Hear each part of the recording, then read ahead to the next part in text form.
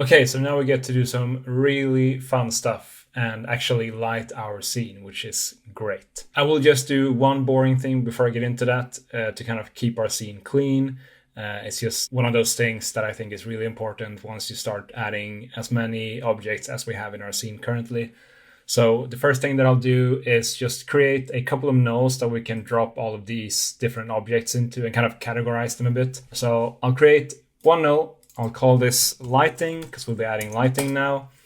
I'll create another null, so I'll just control drag this one, call this camera, where we can drop our camera objects in. And I'll create a third one called scene, which I like to put just all of my geometry and things that I'll be rendering and that kind of stuff. So basically everything that is not lighting or camera objects. So I'll hit enter, and I'll also go ahead and add some color coding to this because I like to keep things organized and structured, and I recommend you doing that as well.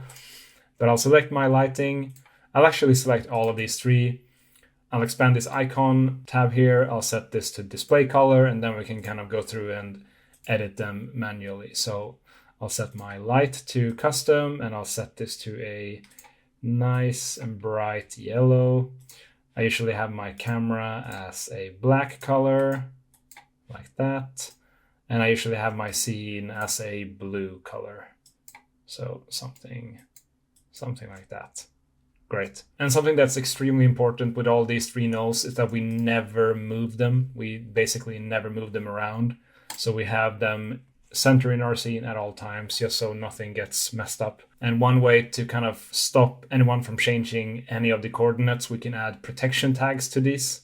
So we'll go ahead and add that just to be sure. So we'll right click, come to rigging tags, and we'll come down to the protection one. And as you can tell, you can select whatever different axes you want to lock. In this case, the default is all of them, which is what we want because we don't want anything to be changed with these. So right now, if I even were to have this one selected by mistake and move it around, that won't work. So that's what we want. So I'll just put this scene one in the middle here, and then I'll just kind of drag everything into the scene except for the camera null. Like that. We can close that down. We can drag the camera into the camera null. Now, with that done, we'll finally go ahead and add our first light. And we will start with a dome light, and that's where we will be plugging our HDRI or our image-based lighting into, and that will kind of drive the lighting of our overall scene. So the first thing that I'll do is just come down to our Redshift lights here, and I'll drag and drop and release over our dome light. I'll drag that into lighting just so we have that structured from the get-go. And with nothing going on here, our scene is still getting lit evenly with just a default white color. So if you do go ahead and activate your render, I just deactivate the bucket rendering here because now we can kind of see things progressively. We kind of see how our scene looks like with just a plain white, basically like mist going on in our scene. And now things can start to look really interesting. I'll actually just go ahead and scale up my IPR here because I kind of want it to be a bit bigger just so we can see what we're doing. So I'll set it to 75%. And we can go ahead and pause this since we kind of know what this is doing currently. And I explained to you previously why we would want to light with a HDRI. In this case, we kind of just want to give our scene a very realistic and good set of base lighting, which we then can maybe add another layer of lighting on top of, because you can mix these kind of things. Just because you do one type of lighting doesn't mean other types of lights are excluded, so we can use both. So to find an HDRI image, I'll show you what kind of resource I usually show to students or people who maybe aren't, driving a profit from actually doing 3D work. So the website is called Polyhaven, and it looks like this. And as you can tell, you have models, you have textures, you have HDRIs. All of the stuff on the website is free, so it's just an amazing initiative. As I mentioned previously, if you do use these for client purposes where you actually get paid, I think you should donate on their Patreon because they are extremely good resources. And if you are making money from using free stuff, then you should probably give some of it back. Anyways. We'll get into the HDRIs because that's what we want in this case. So I'll just hit Browse HDRIs here. And one of the best things about this site, which very few actual HDRI sites have, is this amazing example of what each image does to your scene.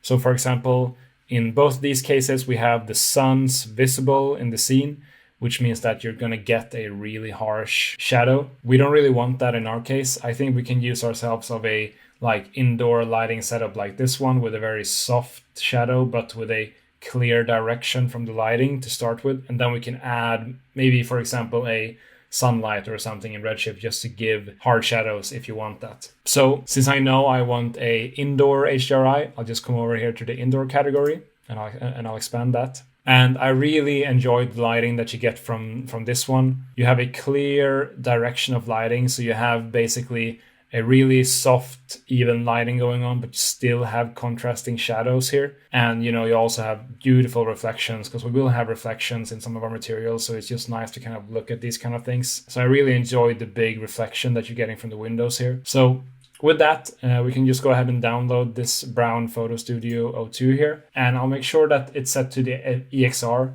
If you want a massive image, if you're going to render something that is extremely high resolution, then yeah, maybe go ahead and with 8K or 16. In my case, I know that 4K is more than enough. So I'll just kind of stick with that, because the more heavy textures that you bring into your scene, the more bogged down it's going to be performance-wise. So I'll stick with the 4K one. So I'll just hit download there. We'll go ahead and download that image, and we'll come back into Cinema and hit this little folder icon here to show our user directory where we can link that image. So once you've added your image to your file path, you'll get this little pop-up window.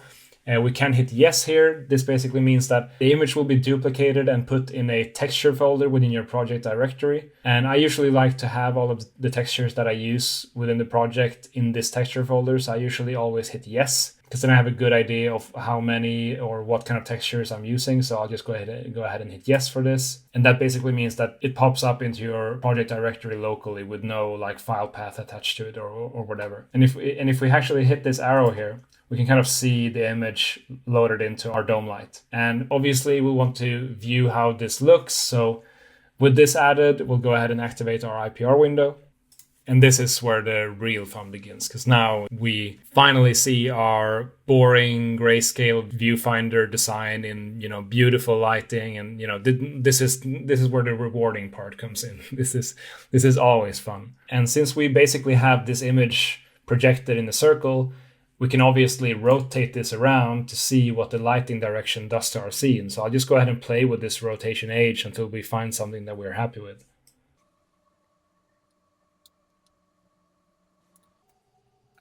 I really enjoy what we're getting when we have the lighting come from the right-hand side, but we still get a lot of the shadows. Because you never really want to light something just like straight from the front. So if you, for example, place the HDRI so we're getting the lighting right behind the camera, we get a very flat looking scene. So naturally we'll want the lighting to come from, one side of the image, so we can get these like highlights and shadows within the same camera angle. So I actually really enjoyed it the way it was looking when it was at 0. Now this looks really nice, but I think we can add some additional levels of lighting just to give it a bit more of an interesting look. So I'll go ahead and pause this just for now, so we're not giving our computer a headache. I usually like to mix sunlights with dome lights. So I have this really soft and nice lighting from the dome light, and then I can kind of add a harsher shadow on top of that. So I usually like to add the Redshift physical sun here. So if I just go ahead and add that. And we also want our sun to be in our lighting null like that. And I'll go ahead and deactivate our dome light for now, just so we can see what this physical sun does on its own. So I'll go ahead and reactivate our IPR, and you won't really be seeing anything currently. And that is because our sun is basically flat. So you can kind of see this as the sun rising and setting. So if we rotate the sun like this, you can kind of see this axis coming down here. That is basically the direction of the sun that we're kind of editing. And if it sets, it gets a bit more orangey and saturated. And if it kind of goes to the top as if it's like 1 p.m. or noon, you get a less saturated light from the sun. So if you just kind of try and angle the sun in a direction that replicates the direction that we had in our dome light, so something like, so it's coming from the left like this, something like that. And I'll actually go ahead and hop into the object here of our sun.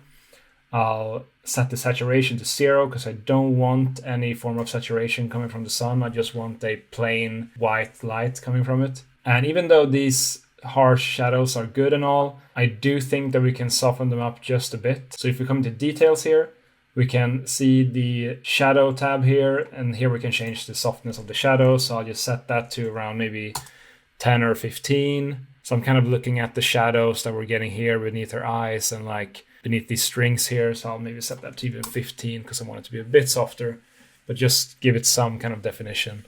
So maybe something like that is decent. And now if we do want to blend these lights between each other, because currently if we activate our dome light, we're going to get a very, very bright scene. So we kind of want to balance these two between each other.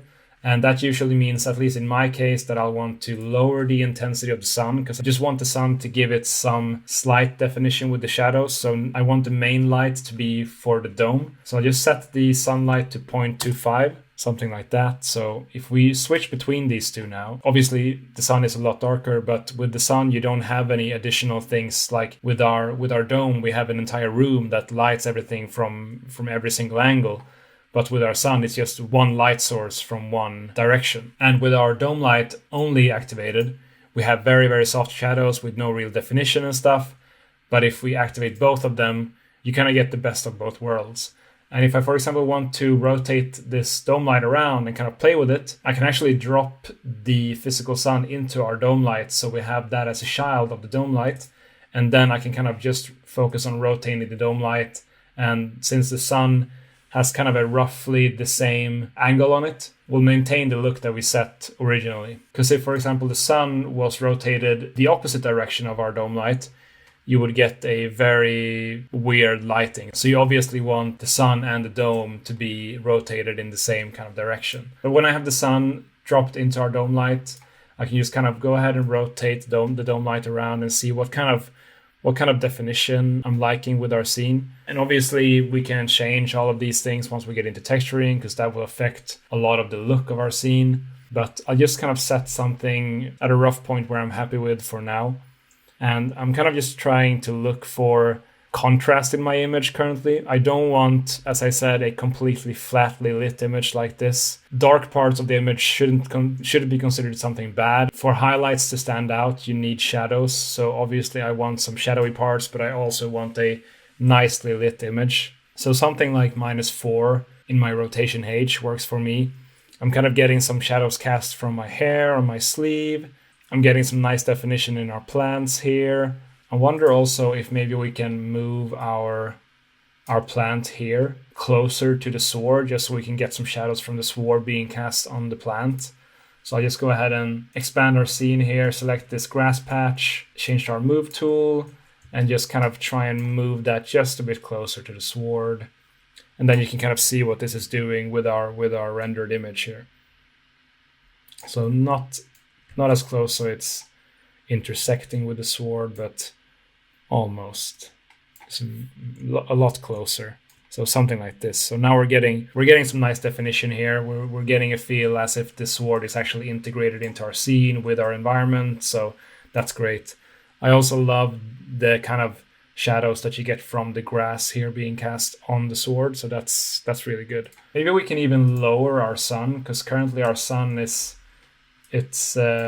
kind of high. So we'll try and do that before we move on. So I'll just select my physical sun and I'll kind of just rotate it up and down here and kind of see what sort of effect I'm getting. I do really like the shadows that we get from the string here being cast on our sleeve. So maybe that's a look that will stick with for now.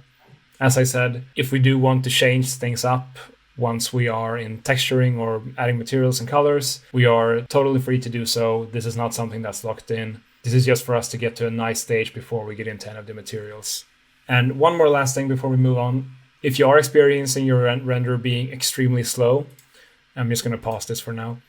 We can head up to the edit and preferences and go into the rendering preferences here. So if we hit render here, expand this arrow here and come down to redshift. Usually I find that if you are on a PC with, for example, an NVIDIA card, since the NVIDIA cards are basically made to do this kind of stuff, they usually work best on their own. So then I usually have the CPU device deactivated. On a Mac, it might be a bit different. If you are on a Mac that is older than maybe 2 years and you don't have the M1 chip, you might only have the CPU device, which is fine. Like you can obviously work like that. It will just be a bit slower. But in my case, I'll actually have both the CPU and the M1 activated at the same time, because that will kind of help out each other. But maybe try and experiment, deactivate one, render using the bucket mode, look at the time, and kind of see what works best for you. But in my case, I think having them both activated works best. But on my PC, for example, if I activate the CPU device as well, it will actually slow things down a lot. So if you're on a PC, that might actually make things a bit slower for you. But anyways, we'll shut that down. And with this kind of lighting setup, I'm very happy with where we're at, and I'm super excited to add some colors and materials to this scene. So I'll see you in that lesson.